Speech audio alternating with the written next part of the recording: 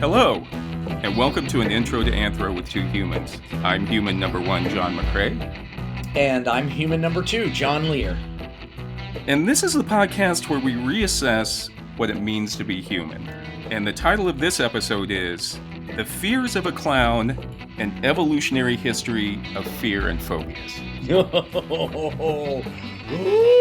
And John, listen, I've already got the heebie-jeebies. This actually was one of your topics. Yes. And a few months ago, you sent me a text, and I'll read the text here. It says, quote, "What about scary clowns?" unquote. That's basically how you communicate to me. I don't know whether. Yeah, I just send you stuff before I forget it. It's the best way I can. Clowns. It was just like, what is that? Why are humans? First of all, I mean, clowns in general, but then fear. Right. Clowns specifically, but then fear in general. I thought would be interesting. Yeah, and I'm not sure. Do you? I don't want to put you on the spot, but do you yourself have a fear of clowns, or you don't have to answer? Sorry. That's it's too private. Yes, of course I'm afraid of clowns. Anybody who's not afraid of clowns, I kind of look sideways at them. Really? After Gacy, it's like, what, are you kidding me? Yeah. And then and all of it, I'm sure you'll touch on. I know you were a juggler at one time. Yes. Did you ever? Are you saying a juggler is a clown? No, I'm asking. Wow. I was going to ask, did you ever run across a clown in your juggling career? I did. I mean, it seems like you guys would hang out at a lot of the same places. At least. They'd be coming out of a kid's birthday party while we're headed in.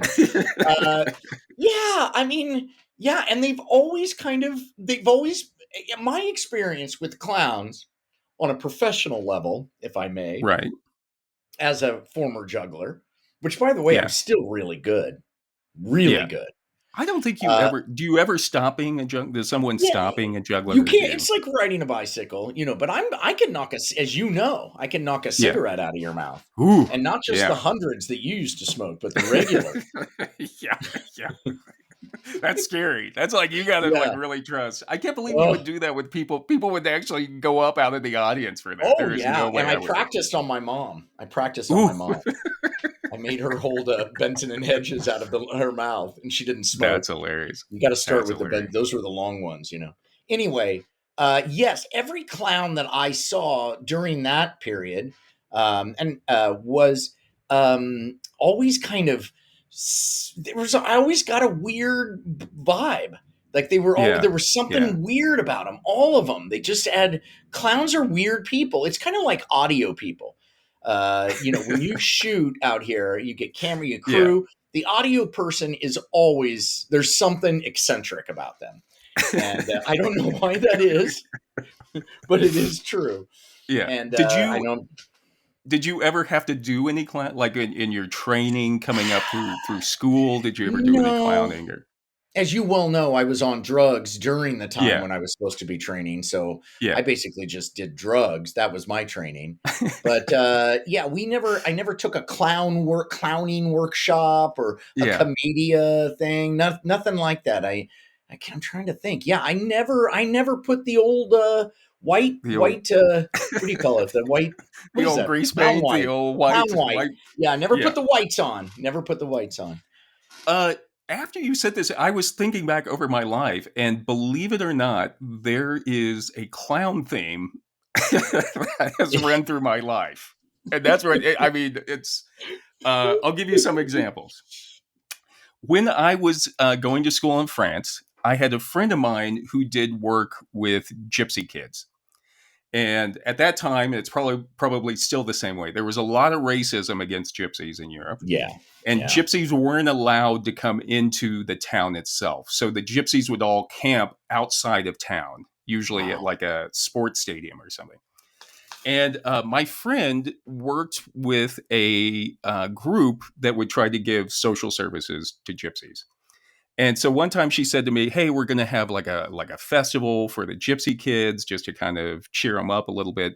but they all know us. Would you dress up like a clown and Oh come out? my God.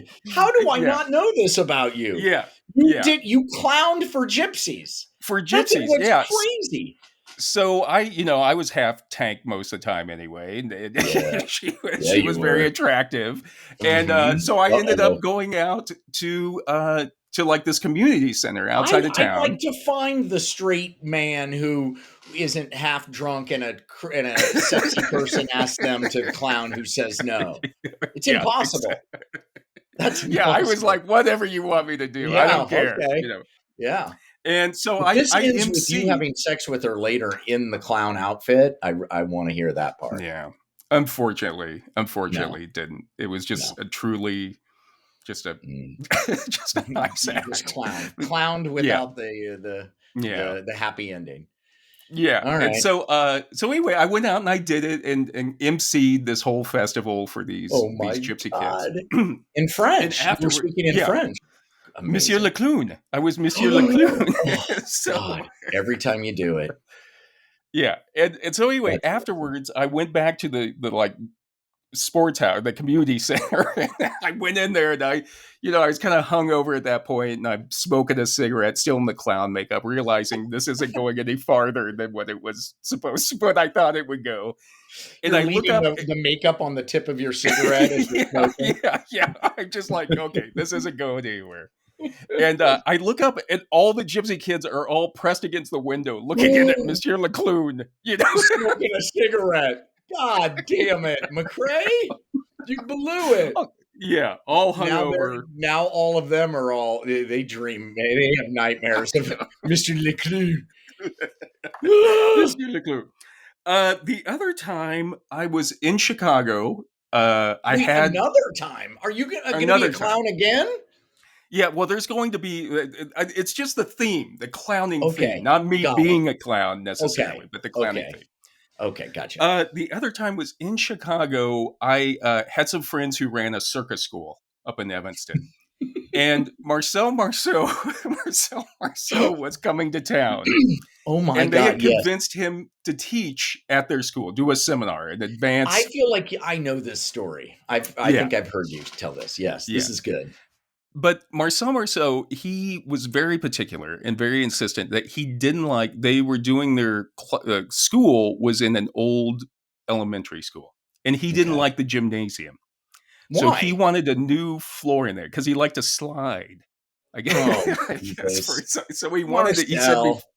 before he did it, he insisted that they put a new floor down, and What? Couldn't they they just were put talcum powder down there or something? If you need to slide, just put some, yeah, that stuff but you were shuffleboard in bars, where you yeah, sprinkle it with yeah. that. Why couldn't they put some of that down there?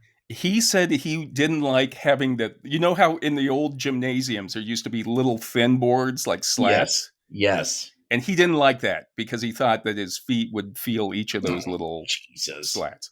Marcel. But they were scrambling to find a crew to put this floor down, and so Right. they they said to me, if I helped out on the crew, I could sit in on the class for free.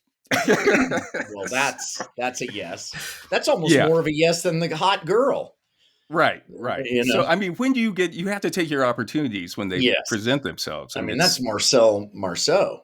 I I know. mean, So, that's not Shields and Yarnell. That's like Marcel Marceau. I would have done it for Shields and Year now. Me too. Me too. I But would anyway, love but it that. was Marcel Marceau, a bunch of mimes. Wow. And then they had all these French expatriates in Chicago, all these wealthy French expatriates who were just sitting in. And I was kind of sitting with the French expatriates. And you guys were And like in who, folding chairs and yeah, yeah, just okay, along the edge of the plain floor space. there. Yeah. Hmm. And who do you think Marcel Marceau kissed up to?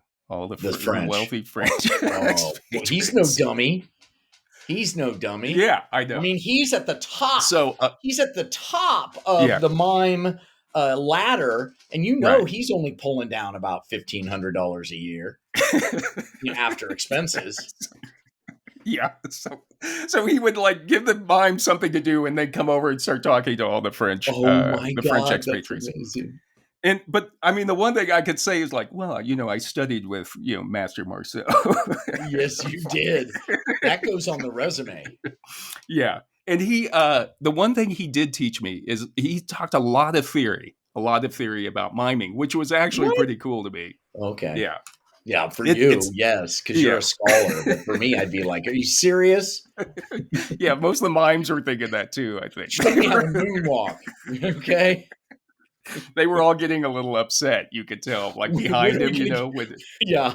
When are we going to get to the glass box? yeah. But a lot of theory, which was very similar to martial arts, believe it or not, Interesting. which I Mhm. found. I think I even told him that afterwards. He just kind of nodded his head, because I'm kissing up Mhm. to the teacher. Yeah.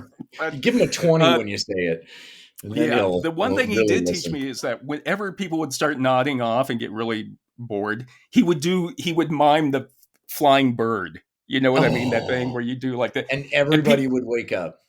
just He perk up was thinking that do was something. amazing. That was probably his best thing, that bird Yeah, thing he did. yeah. I saw But him. that I've was seen just video. whenever whenever I just remember, if people are nodding off when you're giving a presentation, just Do do the the flying bird. bird. That's kind of what I Because that do. really I do it verbally, but I have my version of the flying bird. Mine's pull the my next pants time down. But same thing. Same thing. I'm in the box. It's in the box. I'm in Glass a box. box. Give me the rope. The next time involved you, which What? was, remember, you and our friend Rex, who was your Yeah. juggling partner at one time, Yes. That were was at the end of my opening. juggling career. Yeah, we're opening for Wizzo the Clown in Kansas What? City. Do you remember that? No. I have Yeah, no memory of that. Where was you. it? It was at a community center or something. Wizzo was performing, and you and Rex were going to juggle. Wizzo. Wizzo. you Jesus. were you were going to juggle beforehand, and Frank, another friend of ours who Yeah. plays guitar, and at that Yeah. time I would play bongos. Oh, now I do Yeah, remember. I yeah. do remember. You guys opened for us. I know we opened for you, and you were opening for Wizzo. And one thing about bongos is like it takes a lot of skill to play the bongos really well. Yeah, And it takes absolutely no skill to play the bongos. So exactly. I had absolutely no skill at all, but I would just slap the skins, Yeah, you had a good sense of rhythm, I Yeah, think. it was a performance. It was Yeah, I got the performance aspect yeah, of it. yeah. Oh, well, that was because that was when we were all kind of cynical and Letterman kind of humor, Yeah, where we yeah, found it funny because it wasn't funny. We found everything right, funny and ridiculous. Yeah, right. yeah, But remember, we backstage with Wizzo. yeah. I just remember Wizzo just exuded nicotine. Like you could just smell like the years and years and years of packs See of what I smokes that mean? this guy. Clowns, Yeah, there's something, it's sad. They're at yeah. the end. But he, Clowns each pick a big part of clowning is picking your makeup, your yeah, style of makeup. And when you were playing Le Clou, were yeah. you what kind of makeup design did you choose? Because it I says just a lot sat about your down. character. I sat down and let her put whatever she wanted on my Oh, face. she did it right on. Well, there you go. There you go. I have no idea there were no photographs. I have no idea what I look like when I went Yeah, out I there. am an asshole. It says, I'm not getting But laid.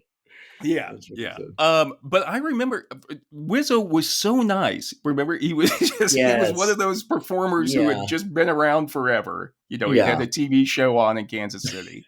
Wisdom. And I remember after we performed, we sat around and Wizzo when he came out, he was one of those masters that just took control of the room. You know Yeah. what I mean? Like Yeah. all the Yeah. kids, he just had them He knew all in how. line. Yeah. He's like a substitute And teacher, like a right, incredible kick-ass substitute teacher. right. Just comes in and Immediately, nails look it. at Yeah. me, shut up and Mhm. laugh. You know Sit what I still and do what I tell you to do and right. enjoy it. Enjoy it. Yeah, there's only one other person, Jerry Lewis. I Jerry saw Jerry Lewis. Lewis twice live, and he was the same way. Controlled the room when he came Yeah. out. Yeah. Jerry And Lewis and Wizzo. So, but I remember and as we decided to leave early, and he was still performing, and he like broke character a little bit as we were walking out. And he was like, "See ya, fellas." Remember that? Remember that? Ah, yes. Yeah. Oh my And God. and then like 3 days later, Wizzo died. I remember that. Frank Jesus. Wizziardi, the Wizzo, passed Died. away. We opened for you, who opened for Wizzo's last performance. Last show. Yeah. See you later, fellas. I feel like I was really, really high for that show. Probably. I feel like that. Yeah. I think that's. I feel like I was really, once again, for most stories at that time, I was really drunk at the time. Yeah, I think I would. But it's hard to juggle drunk, but high, I could do it. So I'm guessing I was high. Yeah. Is there a difference? Do you think there's a difference? When you're drunk, things get a little blurry, and you need to see what's coming at you. Ooh, that's not the cigarette. Dunk. Right, it gets it. That was the nose. The nose game. And then just one last clown story. When I was writing in LA, I was hired by Fox Studios. Yeah, here we go. I knew this was coming. They had signed a development deal with a group of 4 clowns. Yes. And I guess they had offered the project to a bunch of like big showrunners. Nobody wanted to do it. Nobody wanted to do it. So, and I should have known when it came down to me that you needed the money, and you no, you did the right thing. I think you did the right thing. But anyway, they it was one of those situations where they'd signed the deal. They didn't really know what, the clowns wanted to do something like Pee-wee's Playhouse, Right. where they just got to do clowning stuff. Right. And Fox itself wanted an actual narrative. They wanted a narrative sitcom, Right. And I was stuck in the middle of it. Yeah. And so nobody was happy. I was the asshole to everybody. So anyway, one thing about clowns. Yeah, one thing about clowns in general is that clowns exist outside of the physical world. They exist outside of time. That's why clowns can do what they do. And as soon as you put a narrative, I'm getting kind of like some writing theory here, but as soon as you put a narrative on clowns, the whole thing falls apart. Yes. So, and that's the reason why, if you look at Marx Brothers movies, they always kind of graft on this love story or somebody trying to save the theater or something like that. Because it's all bits. It's all routines. They're silly and ridiculous. Right. And like you said, outside of time, and narrative requires logic. And once you try to bring logic, you ruin the whole thing, because that's all. Right. Mm-hmm. Yeah. And then also, you have to have that character arc. Even in comedies, your character has to change. And clowns don't change. They're always the same. That's why they're clowns, Right. So anyway, but they have to remain the same. That's what they are. Yeah. I mean, I've experienced that to some extent, just slightly different, where you have like what we used to call the logic police. And it was the executives who mostly didn't have a sense of humor, which was weird, really weird, why people who don't have a sense of humor are developing comedy. But there are a lot of them. And they didn't have a sense of humor, so their notes all focused on logic, based notes. So they would say things like, I don't understand why that character would say that.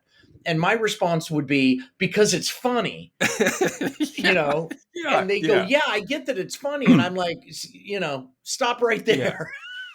That's it. That's it. We got funny. That's why we're here. The narrative is just to get us to the commercial break. Right. Or bring us back. As long as people are laughing, it doesn't matter what they're saying. It doesn't matter. That's the hard part. Yeah.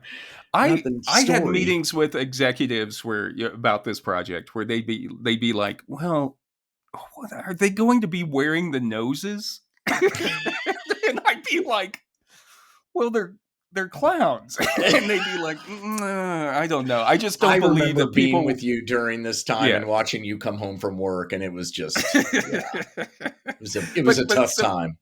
Just to give you how crazy like comedy development is, the executive's idea was they would solve it by having the makeup department make prosthetic noses that looked real, but were big and round.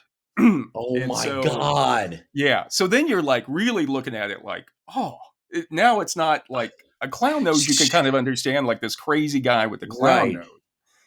But a guy with a huge bulbous nose, you're like, So they were what is flesh that, colored. cancerous? Yeah, they were They were flesh flesh. colored. Oh my That was God. one of the executives' idea was like, Oh, it's Jesus. unbelievable to have four clowns, wearing Right. red noses. We'll make them look like real noses. It's the split the difference. Yeah. Yeah, we can't have a clown nose. We can't have them. They don't want to have nothing. Yeah. So we'll split the difference and ruin the Yeah. show. Yeah. Jesus So it just Christ. looked That is weird. the But craziest thing ever. yeah, but we did make, I mean, and I could tell like they wanted it to go away after a while, the executives, but we would keep coming up with new, it was basically kind of based on Marx Brothers sort of Yeah. thought of Yeah. like you just Yeah. graft another story onto the clown bits. Yes. And it made it all the way up to like a presentation pilot, but then the head of the studio was like, "They're four clowns. We're not going to do Four it." clowns with big noses. What are you doing? And the one thing, the only good thing I got out of it, I mean, it's money. You get paid for it, And but insurance. You got insurance. yeah. But I had one of the big showrunners from a show, which is no longer on the air, but I won't say it was, but it was very popular. Came up to me Friends. after I'm guessing Friends. came up to me after the presentation pilot. He was like, they offered this to me, and I turned them down because I didn't see a show in there. And he goes, at least you got a show out of it. You got a show out of it. So Fuck I mean, yeah. that was the one thing I took out of that experience. Amazing. Yeah. So anyway, John, I thought with all of that background, Fantastic. I would say that, I'm familiar with clowns. I've had an experience with clowns throughout my life. I wouldn't say I'm afraid of clowns. Really? God, I don't like them. They're strange. They're strange on stage, and the people who, play clowns are strange John on stage. Wayne Gacy, I just see him when I see a clown. I just see him. Yeah. Which, there's no evidence he was ever dressed as a clown when he did any of his crimes. But it's weird enough that he was a clown in addition to what he did. Yeah. And it's crazy that when he was arrested, he was talking to the cops and saying that, like, if you're a clown, you can get away with anything. People will let you do anything. Which is just scary. It's just scary. It's so scary. Yeah. It's like Trump on the bus with if you're a celebrity, you can do whatever you want, kind of same thing. Right. Yeah. Exactly. But even the cops were kind of freaked out by it. Like, yeah, he said he could do anything. But there's no evidence he ever did anything while dressed, committed his crimes or murders when he was dressed as a clown. That's not to say it's not weird, though. That gives me very little comfort that he just the fact that he was a clown is enough to scare the hell out of me. Right.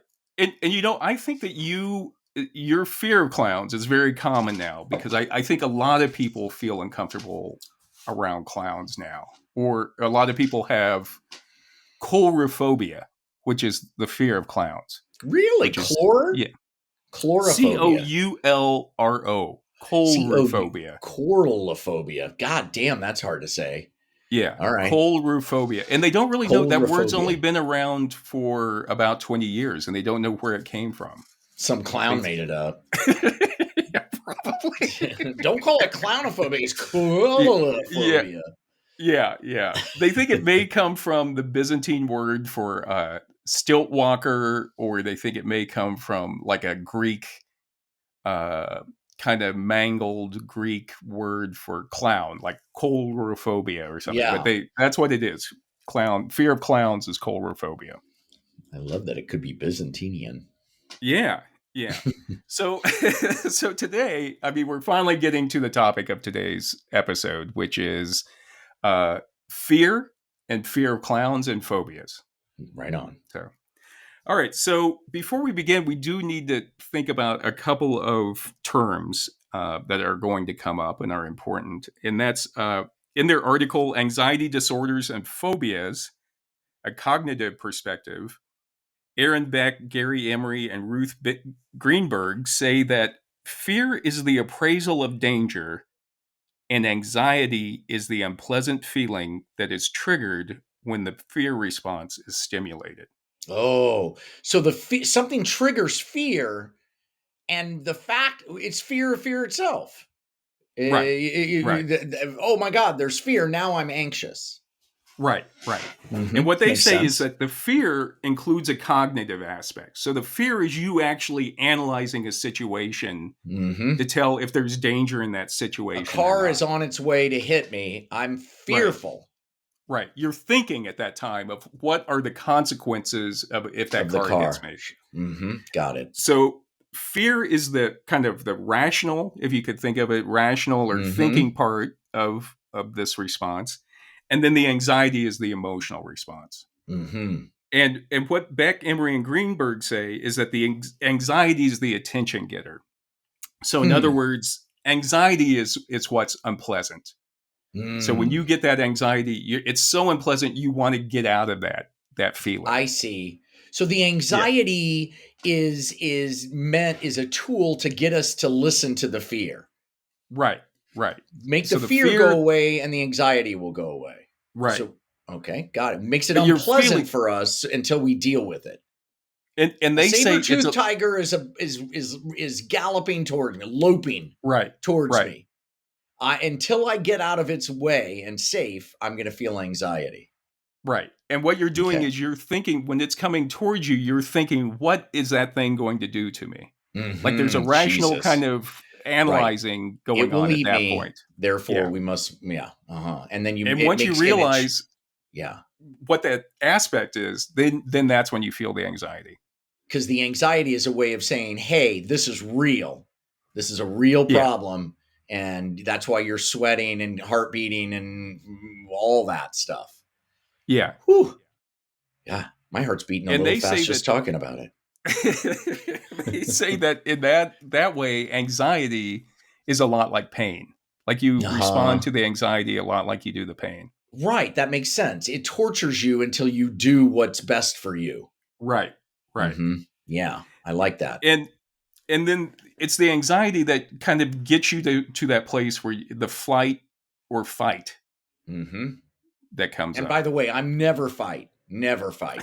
Always flight. Really? Yeah.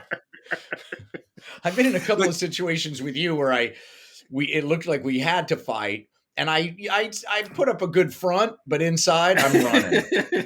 I don't know. I remember us in the parking lot of a comedy club where we almost got in a fight once.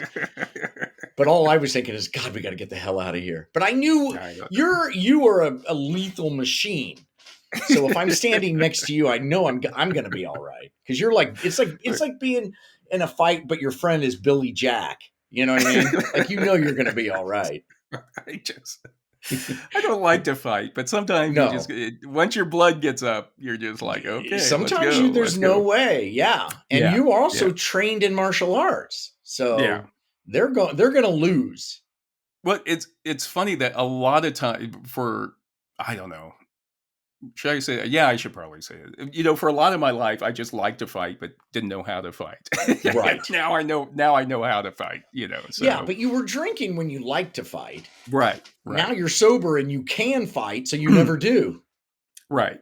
I usually try to avoid the situation. Yeah, you do. But they've also added one. They say fight, flight, or freeze is kind of the new thought. That's mine.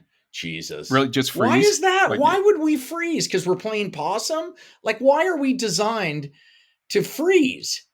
I think it's going with the anxiety. Your response to the anxiety is, I'll just freeze and make it go away. I won't feel it. I understand that. So, but I'm just trying to figure out what the purpose of freezing in terms of survival. Is it to play possum, or is it saying, hey, you're fucked, just get eaten? I don't understand.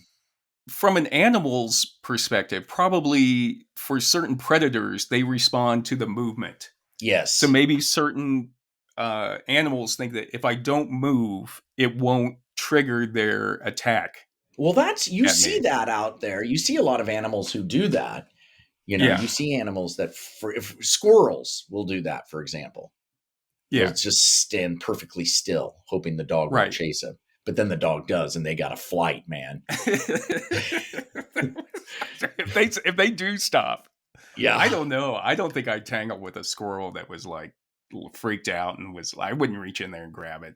No, God, no. They're vermin. At least LA squirrels are. The other one is faint. Like some researchers have put faint on there too. So it's now not just fight, flight, freeze, or faint.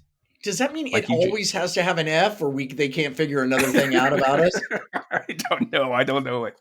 What about throw up? What about vomit? No. Yeah. It doesn't start with an F. Don't put that. Yeah, it has That's to be. me. I vomit. Do you? Under a lot of stress, I just throw up. Yeah. So what happens? You've already mentioned it. It's like when your body is getting ready, if your body's responding to that anxiety. Yeah. Your body starts sending messages. I mean, your brain starts sending messages out to your body to get ready to do something, whatever it is that we're going to do. High alert. Yeah. And usually it starts in the thalamus of the brain, which is the part of the brain that's responsible for processing incoming signals from the environment. And where's the thalamus? Where is that? Do you know? Is it in the back? I think it's in the front. It is? I think it's in the front. Yeah, just Google it. I don't know. Google it. We don't know. That's all right. We're not surgeons. I'll put it on the Facebook. We'll get it up. We'll figure it out. Remember they used to have those brain things in classrooms where you would open them up and you get to pull out all the different parts. Yeah, I do remember that. And then the thalamus sends a message down to the amygdala, which is responsible for the emotional processing. And then what happens from the thalamus to the amygdala that connection's very fast.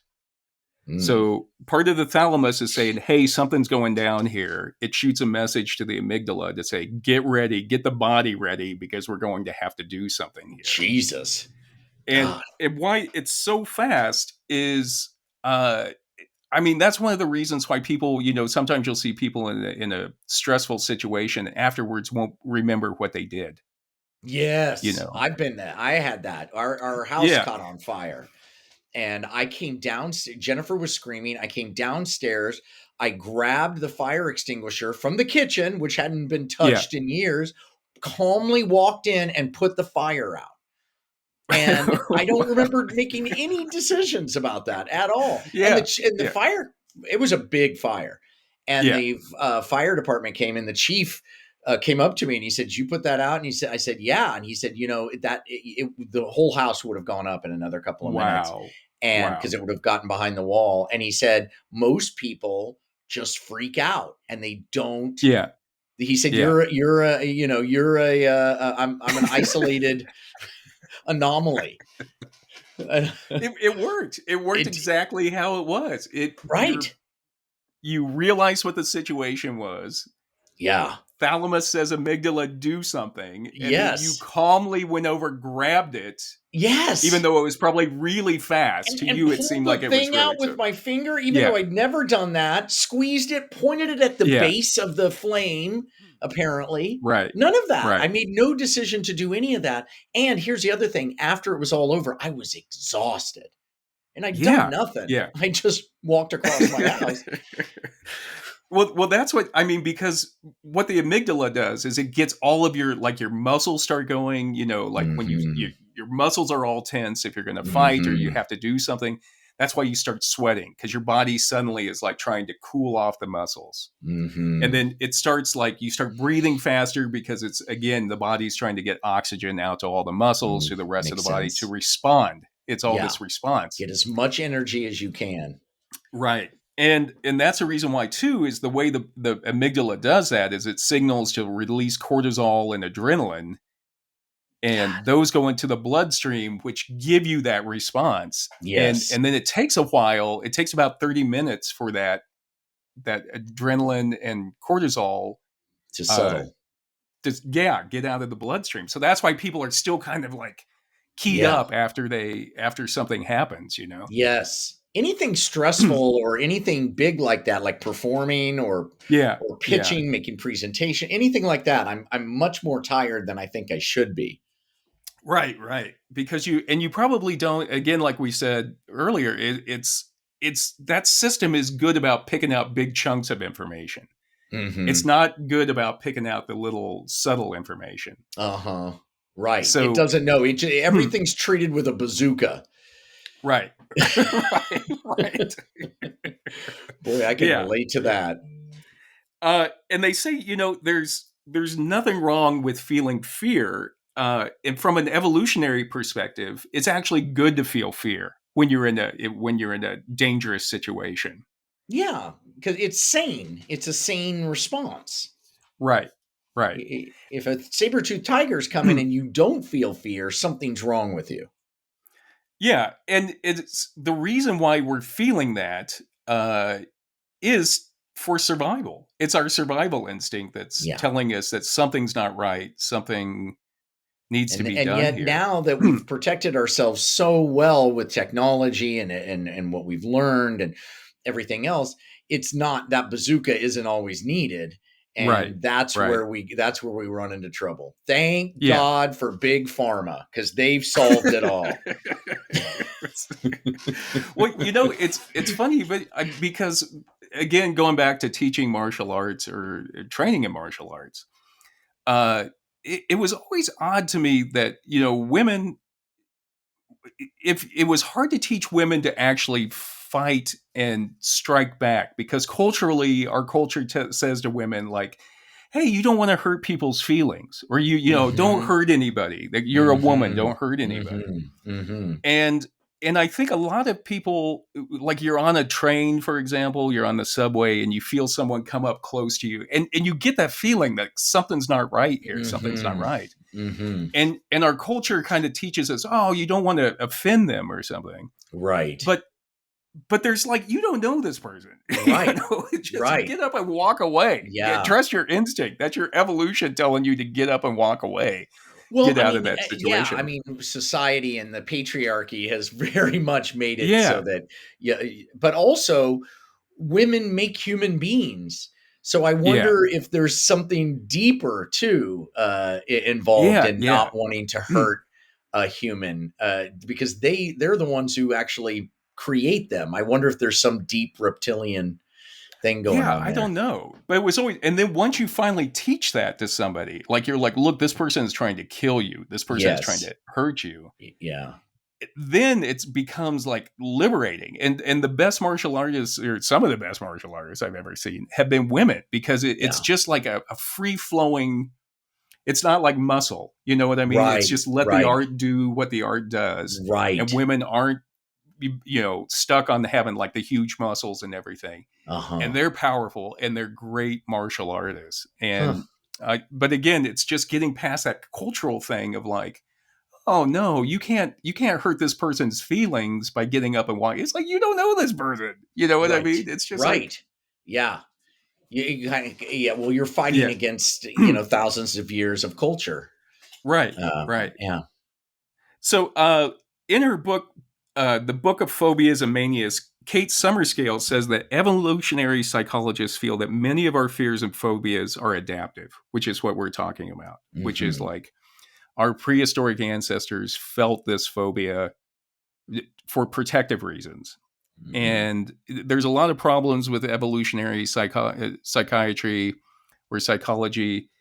But the thing is, the idea is that, well, if you look at most of the phobias that we have right now, or a lot of the phobia, there's tons of phobias, but some of the basic phobias like fear of snakes, fear of dead bodies, fear of heights, things like that, are kind of things that our ancestors would have been afraid of as well. Fear of telemarketers, same thing.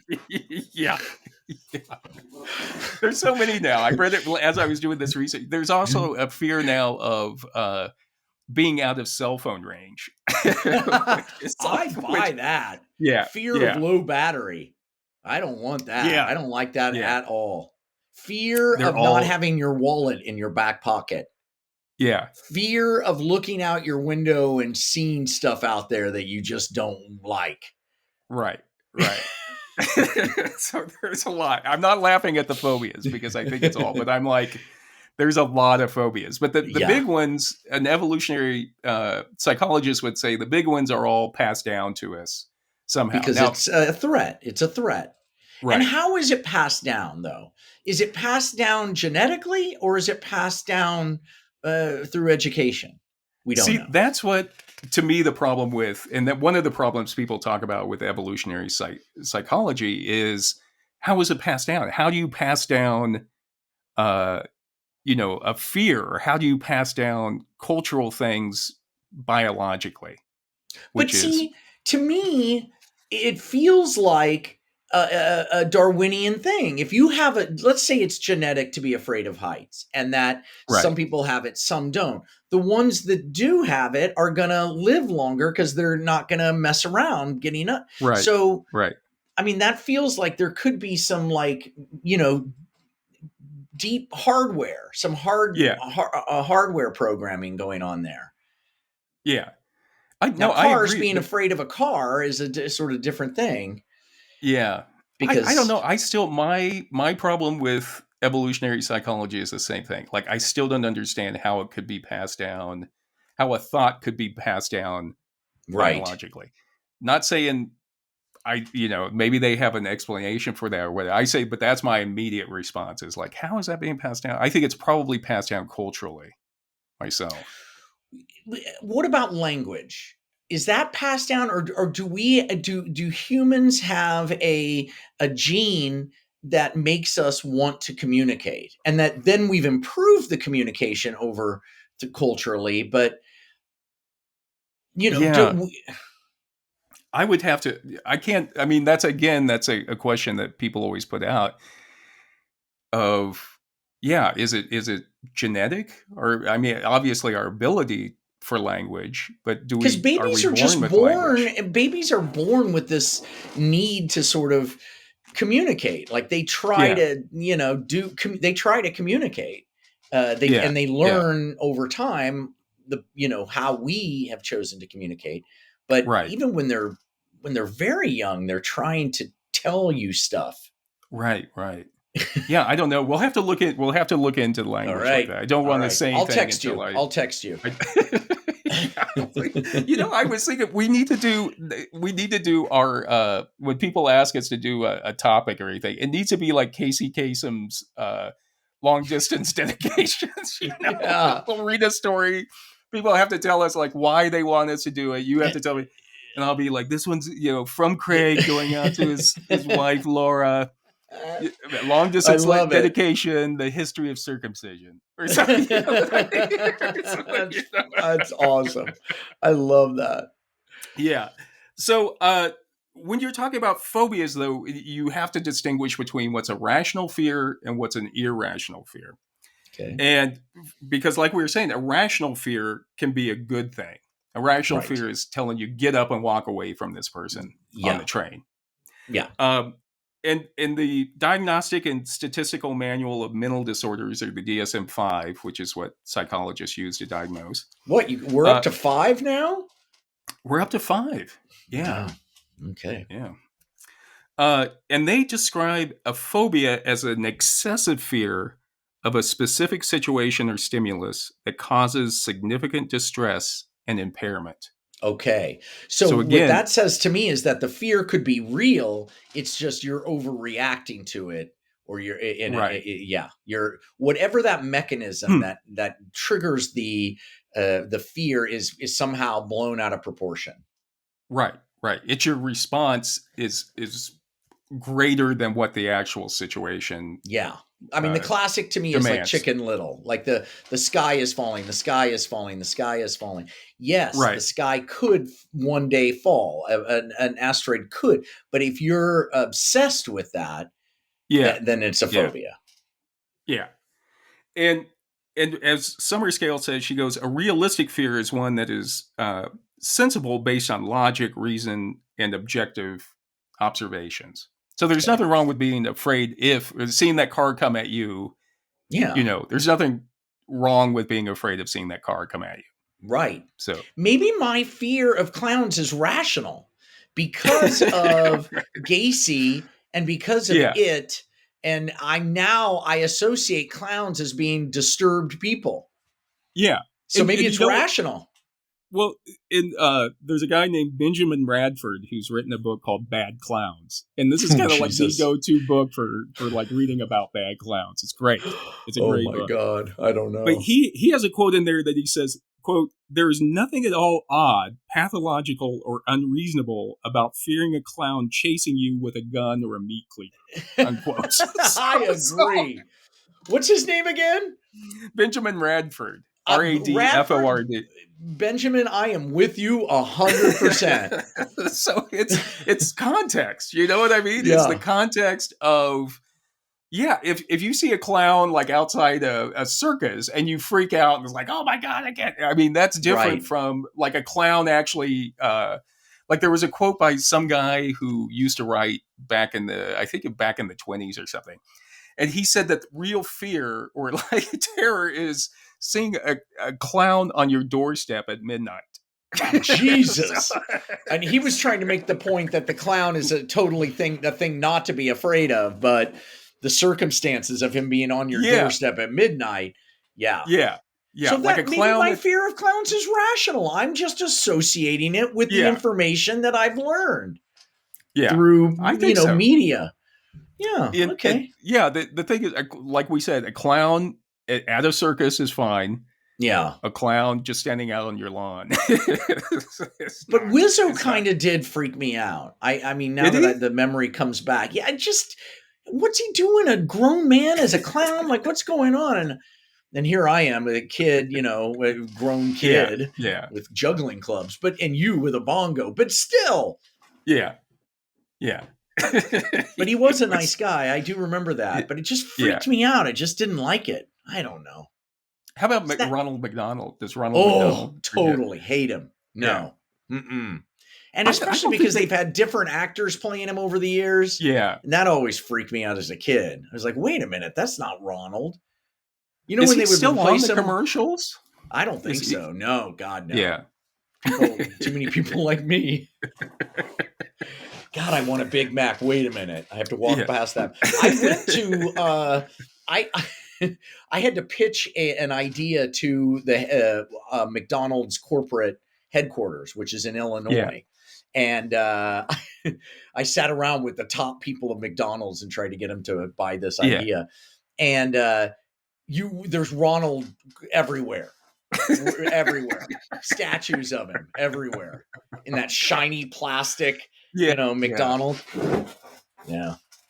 Did he come in? Did he come in and sit in on the meeting or something? No, but I remember they wanted me to take a picture with him. There's like him sitting on a bench, and you want to sit next to Ronald, take a picture? And I'm like, no, but they made me. I don't know. I guess everybody maybe that was why they were like, he wouldn't sit on the bench. He didn't want to sit next to Ronald. This isn't going to work out. Many phobias are usually connected to a traumatic experience, often in childhood. So, and also the other thing, children often have the same phobias of their parents. Ooh, that's interesting. Yeah. So like if your parent was attacked by a dog as a kid, maybe your parent is afraid of dogs and then passes that on. Oh, I get away from the dog all the time. Yeah. Anybody who's afraid of a dog, you're always like, either you were bitten or somebody close to you was bitten. Right. Right. But the thing is about clown, and usually when people have a phobia, their reaction to it is to avoid it. Yeah. So instead of going to get treatment for it, you just avoid what it is that you're afraid of. I don't need to go pay money to get along with clowns. I just avoid them. Well, one of the books I was reading was saying like, well, because it's so easy to avoid clowns, most people like you never deal with the fear of clowns. You never get past it, and you just pass it on to your kids. Yeah, yeah. I don't know if either of them are afraid of clowns. Hudson, there was a whole clown social media thing. It ended up being artificial, but there were all these reports of clowns down in rain gutters, down in those sewer things. Clowns, down storm drains or whatever. Storm drains. and it was a big thing. And then I guess finally they found out that it was started by, I think, the movie It. I think it was to Yeah, get people yeah. to go see the movie. But my son, he thought it was, he wasn't afraid. He thought it was Yeah. hilarious. I think every few years, those kind of clown scares come out where Yeah. and usually they found it's around Halloween Yeah. that the clown scares will come Yeah. out. Yeah. Yeah. Like, oh, there's some scary clown trying to lure kids away from a school or something. Oh God. I remember in Kansas City, I feel like maybe we were together, or I don't know, maybe not, but it was a haunted house like downtown where it was super scary. I mean, Yeah. crazy scary. And I remember it was called Heaven and Hell, and you'd start in heaven and it was all nice. And then you go down the slide, and at the very bottom of the slide, it'd be this pitch black room with just those flashing lights, those Oh white, god. the strobe lights, and a guy in a clown suit came in with a running chainsaw. And it didn't have the chain on it, but you couldn't tell, right? Yeah, So he's just chasing you around. I was terrified. Oh, anytime those haunted houses do the chainsaw sound, it's awful. Just awful. Oh, it was terrible. Fun as hell though. God, those were fun. So, to get back to our initial question about like why we're afraid of clowns. I mean, just looking at clowns have been part of our culture for thousands of years. Mm-hmm. It's they're Greek vases with clowns on them. Mm-hmm. Apparently for Roman weddings, you would hire clowns to come out and just kind of do some body humor and make fun of the bride and the groom. Yeah. And then also, you had court jesters that, could make fun of the king. Yes. A lot of argument that we're slowly eliminating the jester from our culture, because the jester was the only one who could say anything to the king. Right. And so he became like a conduit for everybody else in the kingdom to be able to kind of finally say some of the things that bug them. And now with where things are, we can't really, they can't do that as much. It's very, and I'm sure like even once the jester said too much, I'm sure the king was like, okay. There was always a point. Always a point. Know your audience. Know your goddamn right. Well said. And another writer who I was reading said that the clown provides a strange psychological satisfaction by being allowed to behave in a way that would otherwise be repudiated, abhorred, and despised in other parts of society. Exactly. So, that's why my excrement eating act was so popular. It really separated you from the audience. You boo-hooed it at first. You were like, no, John, it'll never work. And I'm like, I'm telling you. I don't know. I just thought Wizzo wouldn't like it when you did it. So I slowly sit down at a table. The whole thing. It was the whole thing. Existential. It was very existential. Very, very. Let's see. And then in the book, The Fool, His Social and Literary History, Enid Welsford said that the lunatic is an awe-inspiring figure whose reason has ceased to function normally because he has become the mouthpiece of a spirit. So again, it's kind of looking at the clown and the lunatic as saying something divine, something we don't see, or speaking something to the gods somehow. Yes, I love that. And in a 1981 article called Some Principles of Clowning, Adrian Despo says that there has always been a close association between clowns and violence. And violence? And violence. Oh, okay. Violence. First I thought you were talking about the flower. No. I was like, really? No, violence. So, and again, you go back to like Punch from Punch and Judy, for example. But all humor at its core has a subversive element to it. There's an a chaotic vibe to it. Even the stuff that we can, even the G-rated stuff, it still has something that's not normal. Yeah. It's the chaos, and they say that in the Middle Ages, that's how clowns got associated with the devil, because clowns were supposed to be these chaos makers, and the devil was the ultimate chaos maker. Yes. So then you kind of associated the devil with clowning as well. I wonder if that's connected to, when heavy metal and the devil worshippers and Gore, what was her name? Gore's Tipper wife. Gore. Tipper. Yeah. Because they're kind of heavy metal or rock is like the chaos makers of our time. Yeah. And, Yeah. I think it's another way to make chaos or something. And then, but slapstick, clowns used to be hit with sticks. The whole humor was about in the Middle Ages, about slapping a clown or slapping people is where the humor. Yeah. And that's where the term slapstick comes from. Slapstick, actually. Yes. Hell yeah. I buy that 100%. Look, the lowest form of humor is pain, I think. So look at any video where we watch people get bitten in the balls by a dog or people fall off ladders. Yeah. It's hilarious. Why is that so funny? Because it's not us and we're celebrating that we're not that? What is it? Or that we're seeing the stupidity in all of us?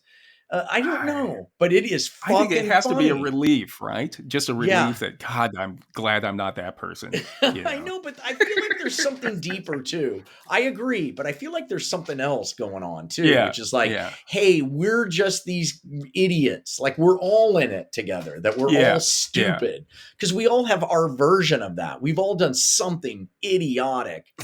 Maybe not that idiotic. Jumping off the roof of their house onto like a folding table or something, you always see that. Right. We're all right there, brother. We're all one. Listen, I have done my version of that for sure. Charlie Chaplin actually said the clown is so close to death that only a knife edge separates him from it. And sometimes he goes over the border, but he returns again. So in a way, he is a spirit, not real. Oh, God. That was Chaplin. Commie. Typical communist. All going into spirit. All spirit. Yeah. That's great. That is an amazing quote. Holy shit. I know. God. It just underneath the little tramp and everything. Just think about there's death. There's real stakes. Absolutely. Because he was always hungry and he was, he was poor and at the bottom, the dregs of society. Yeah. There's a lot of it. Oh man, what amazing. Yeah. And Benjamin Radford again in his book says it's because clowns look human rather than spirit. He says it's because they kind of look human that makes them scarier because like humans, they have good and bad sides. Yeah. I like that. Yeah. They've got the devil on one shoulder and the angel on the other. Yeah.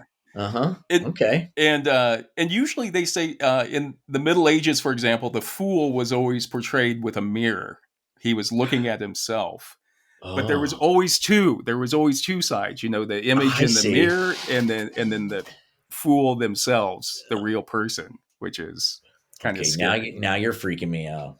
Now I'm getting freaked out. Way to go. You did it. Yeah. I was slowly. You've triggered my amygdala, whatever, and now I'm all fight or flight. I'm freezing. You scare me a little more, I'm going to throw up. I'm telling you. You're starting to sweat there, I see a little bit. I know. I'm fidgety. In the 1850s, actually early 1800s, what they think was the first really scary clown was a guy named Joseph Grimaldi in England. And Grimaldi was one of the first guys to put on the white face and to do a lot of physical comedy. And the story goes is that behind all that, Grimaldi was like an alcoholic. He was always depressed. He was in a lot of pain. His Sounds son like every died. stand-up comedian I know, every single one. Yes. Yeah. And Grimaldi once said, "I am grim all day, but I make you laugh at night." So he was the first kind of where it came out. And he wrote his memoirs. Oh, boy. And Charles Dickens actually edited Grimaldi's memoirs. Wow. And Major Dickens leagues. really played up this idea of what you see out having fun, joking around. isn't what behind it. actually is going on with the clown himself. Right. Look over here because it's shiny and interesting while I'm crying as a sweaty fetus over here. Right. Mhm. And that's where some people attribute the idea of the scary clown to Charles Dickens because of how he edited Grimaldi's memoirs. Dickens! What the hell? So he's the one who did it. Yeah. Well, and Dickens was like a big deal. He was a rock star. So if he was editing that guy's stuff, that's like big time. Yeah. There were there was a French clown named Dubureau who did the Poirot character. I think Pierrot was the character's name. And he's the one, if you saw him, you would know him, but he's got like the big white pants and the big flounced blouse. Right. And Dubureau was another one, very popular, but then some little kid was making fun of him out in the street one time, and Dubureau back in the 1850s hit him with his walking stick and killed him. Jesus! Killed him? Killed him. Oh my God. And ultimately, Dubureau was like, they let him off. They found him not guilty.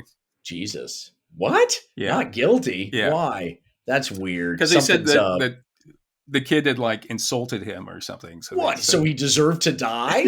Jesus. I know. But this is true for every comedian. I mean, you look at Lenny Bruce, you look at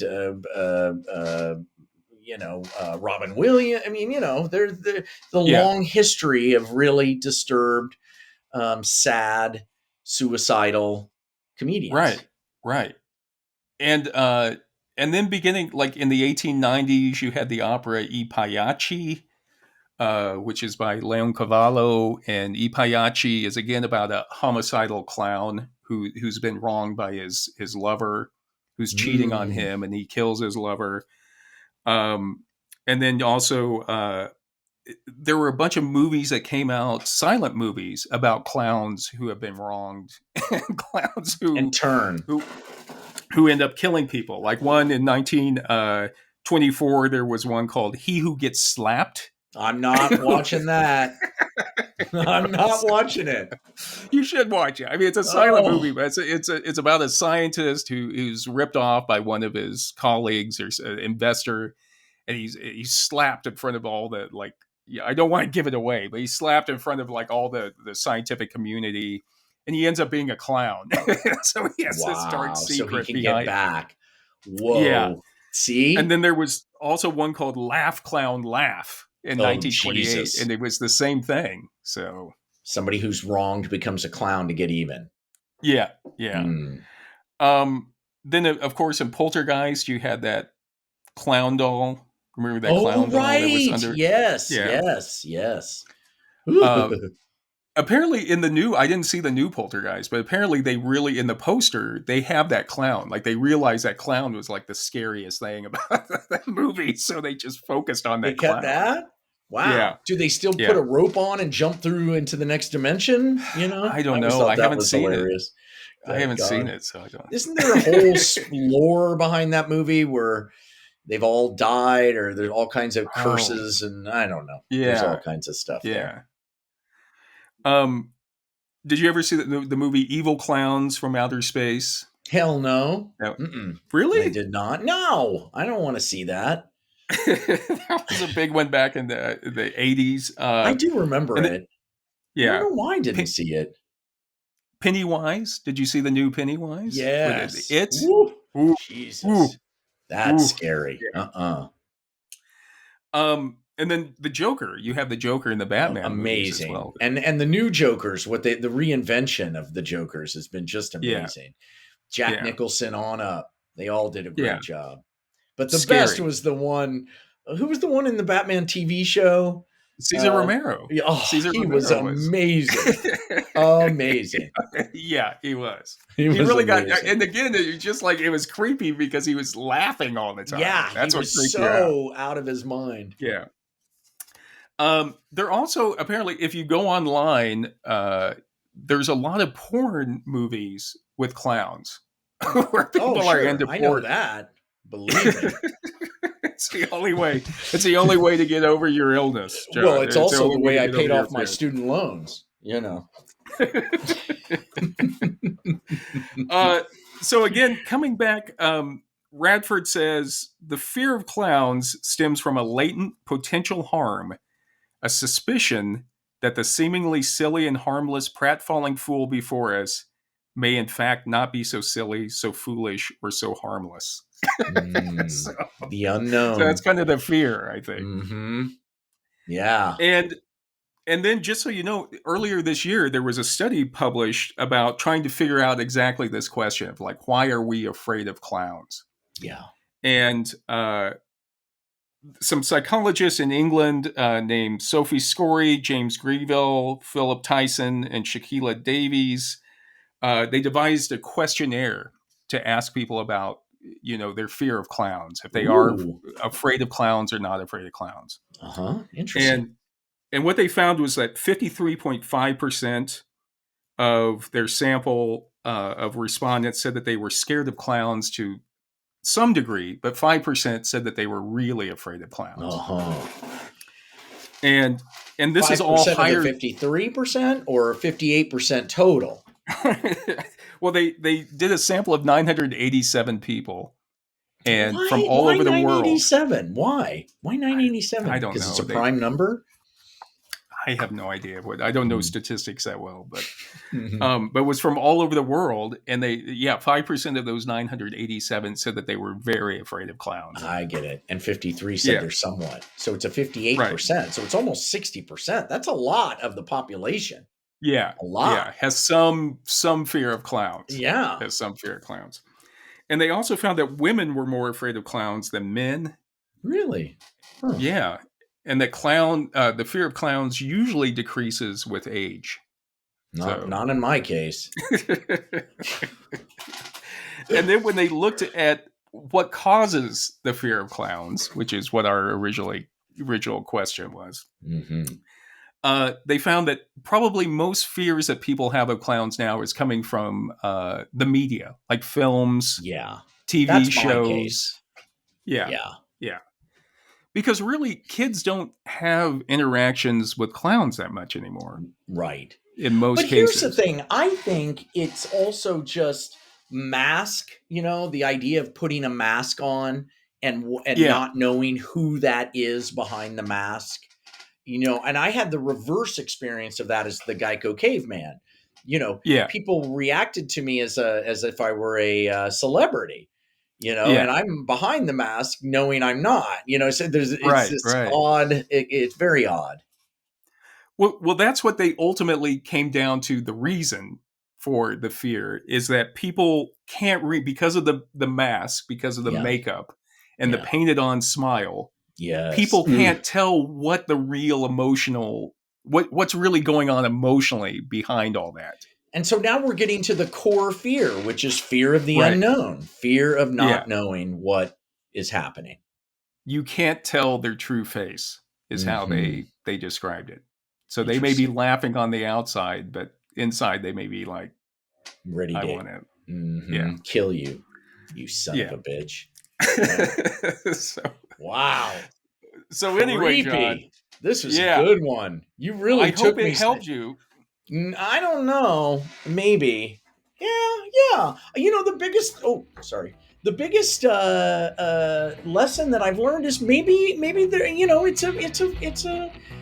I'm sane. It's a phobia that's okay to have. It's not a phobia. Right. It's a fear of a legitimate fear.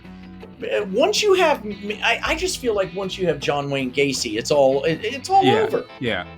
There's a serial killer who was a clown at kids' parties. Are you kidding me? Yeah. I'm all for trusting your instinct on that. If something doesn't feel right, I don't care if it's a clown or if it's just somebody knocking on your door. Yeah. Get out. I mean, don't feel like you have to. I think you're very good at trusting your instinct. I think a lot of us feel the instinct but don't go with it, and you're talking about the woman on the train where this guy's breaking her space, but is it accident? Is it what? And in her gut she knows it's not an accident, and if you read like books like Blink, you are most often correct. That first instant is the thing that is the correct choice. But Right. acting on that is so hard. Yeah. Yeah, that's For what me. I don't know. You just it's hard, but remember, it's you. You got to protect yourself. I know. Is the whole thing. I know. Yeah. Do you right. think you could go out there and have sex with a clown now? Or? Yeah, I could. But that's for totally different reasons. I mean, if you said go have sex with a dead tree, yeah, I could do it. Well, maybe we need to talk about this a little bit more. Yeah. We're running out of time on this. I have my therapist tomorrow, so I'll bring it up. Okay. Thank you so much, Mr. McCray. This is Sure. John Lehr, human number 2. And this is human number 1. Thank you so much, everyone, for joining us. If you enjoyed this podcast, please recommend us to a friend. And just to give you some incentive. I have an announcement. We're Oh, way ahead of the game, but we just hit our first 1,000 downloads. Really? Yeah. That's good. Thank you. Hell yeah. I'm going to say proud thank you of us. to every single person. Thank you. Or maybe to the one person who just keeps downloading. It doesn't matter. It's a glitch. It's Fine by me. I'll take it. And just to give you a little incentive, remember we're never going to be able to host the Yeti Love convention until we start getting enough people and sponsors. Yeah, you got it. We've got to grow so that we can host the Yeti Love convention. Jesus, that would be a dream come brought to you by Ford Bronco. Ford Bronco. Jack Link's beef sticks. And also remember, just be sure to check us out on our Facebook page. There's a lot of extra information out there, yes, photographs that you'll find interesting, and it may be on the test. That's right. That's right. And even if it's open book, you need to know how to access it quickly. Yeah, don't think that you don't have to study because it's open book. Yeah. See people try that. Yeah. All right. Thank you so much, everybody. John, thank you so much. Thank you. We'll talk to everybody later. So. See you next time. All right, guys. Love ya.